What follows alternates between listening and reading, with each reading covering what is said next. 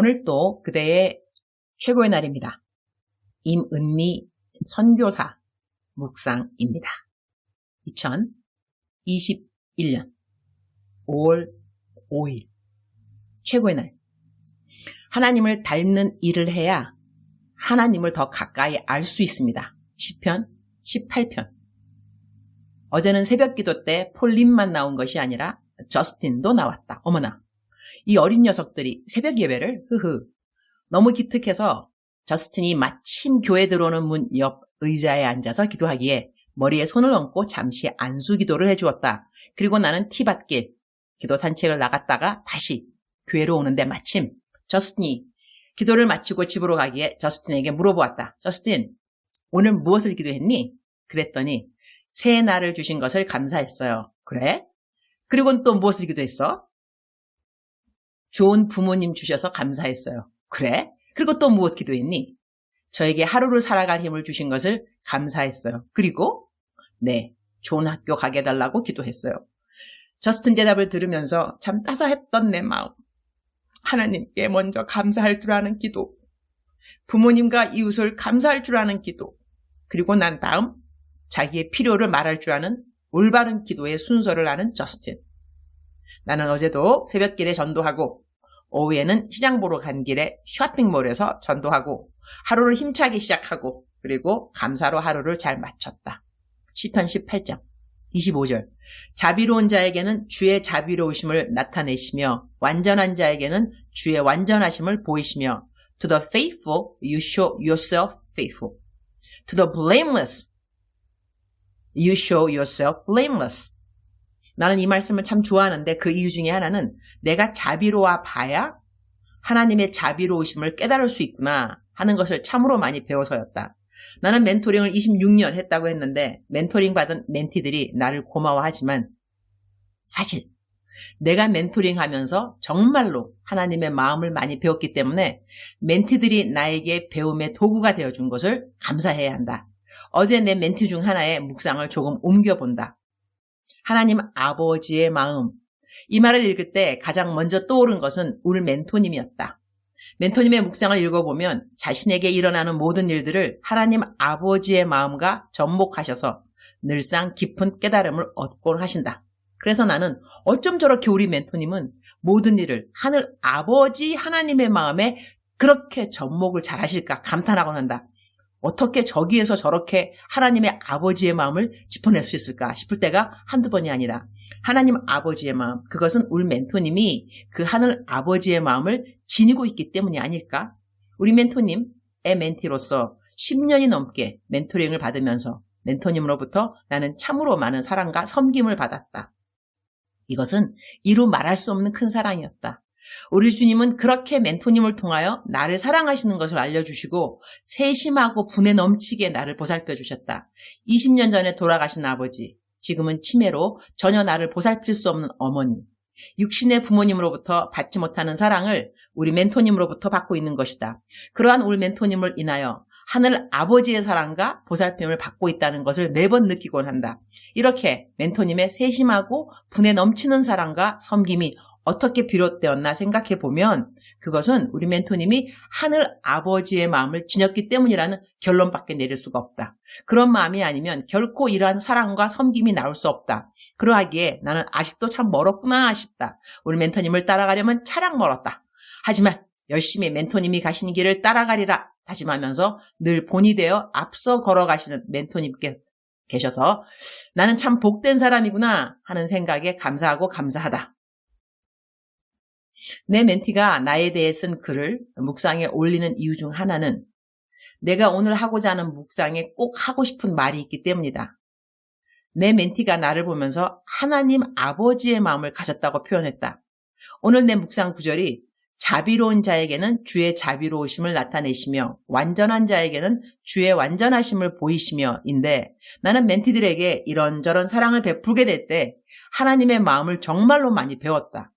내 멘티들은 모두 다 매일 자기들이 글로 쓰는 묵상을 나에게 보내게 되어 있다. 그 묵상 내용에는 당연 멘티들의 삶 이야기가 있다. 난 멘티가 뭐 필요한 것을 묵상했으면 얼른 해주고 싶어 한다. 그러한 나를 보면서 난 늘 하나님 아버지의 마음을 배웠다. 인간으로서 멘토인 내가 이러면 하나님은 어떠하실까? 이렇게 접목이 너무나 쉽게 되는 것이다. 예를 든다면 어느 날 내 멘티의 묵상에 요즘은 눈이 침침하다. 이렇게 쓰면 난 다음날 눈에 좋다는 약을 보내는 편이다. 멘티가 밤에 잘 때 자그마한 등을 안 켜놓아서 넘어졌다는 말을 들으면 난 다음날 택배로 멘티가 필요한 조그만 전등을 보낸다. 멘티는 다른 나라에 있는데 고국에 있는 부모님이 아프다고 하면 에휴 그 마음이 어떨까 싶어 부모님 병원비를 보내드린다. 이뿐이겠는가? 내가 지난 26년 동안 멘토링하면서 멘티들에게 들어간 재정만 해도 2억은 넘을 것이다. 그만큼 멘티들이 뭐가 필요한 것 같으면 얼른 해주고 싶어 했다. 그러한 나를 보면서 내가 가장 크게 배운 것은 바로 하나님 아버지의 마음이었던 것이다.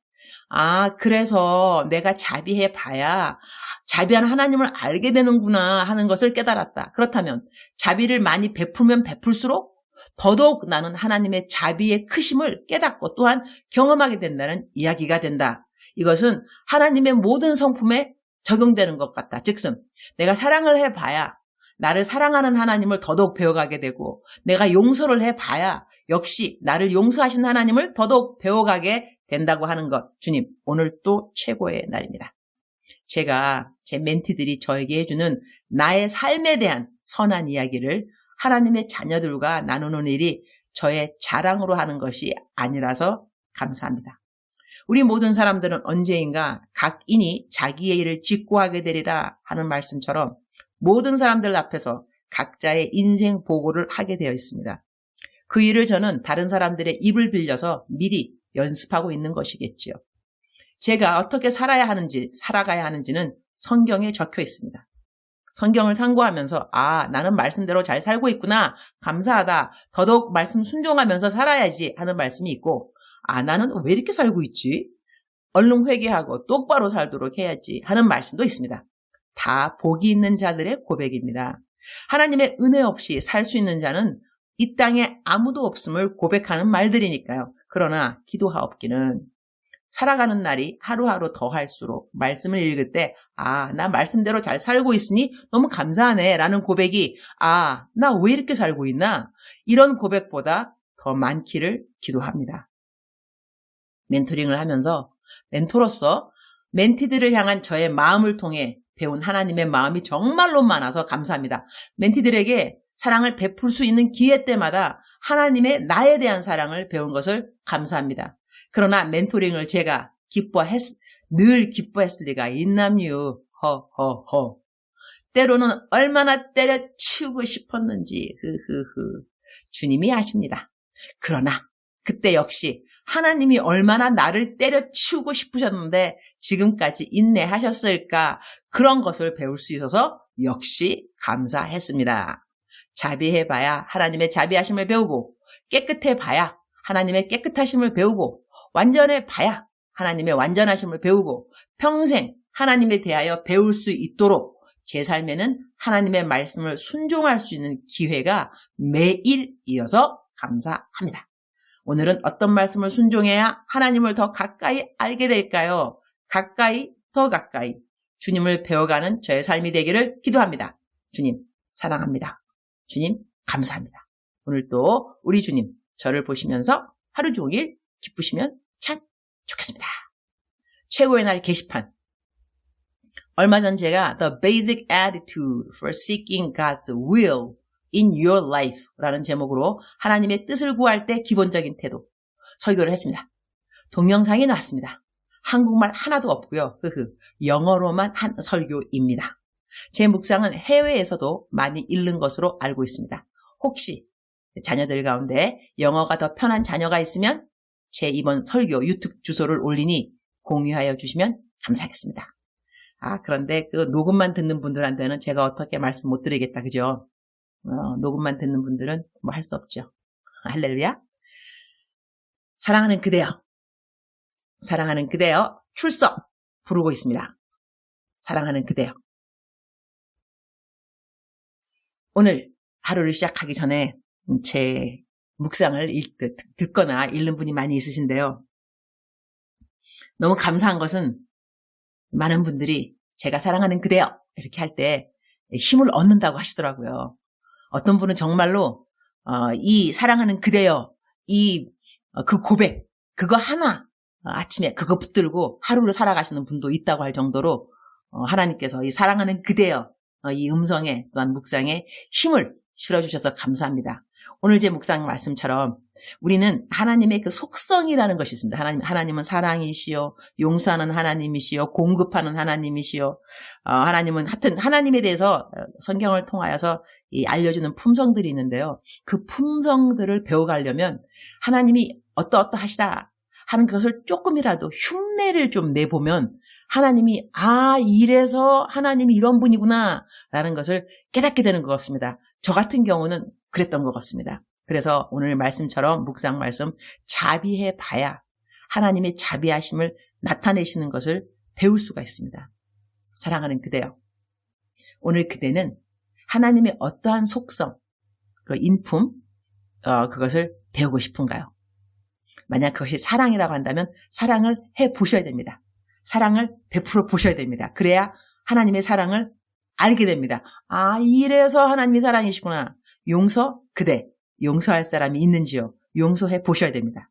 용서를 해봐야 이래서 내가 용서를 받는 거구나 하면서 또 용서받은 자신을 알 수가 있습니다. 사랑하는 그대여, 하나님은 또한 위로하는 하나님이십니다. 그대가 남을 위로해 보면 이래서 하나님은 나에게 위로의 하나님이시구나, 이것도 알 수 있게 됩니다. 오늘 하루 힘차게 사시기를, 하나님의 말씀에 순종이 버겁지 아니하고 즐겁고 기쁨, 감사 충만이 되기를 진심으로 축복합니다. 사랑하는 그대여, 사랑합니다. 사랑하는 그대여, 축복합니다. 오늘도 그대의 최고의 날입니다.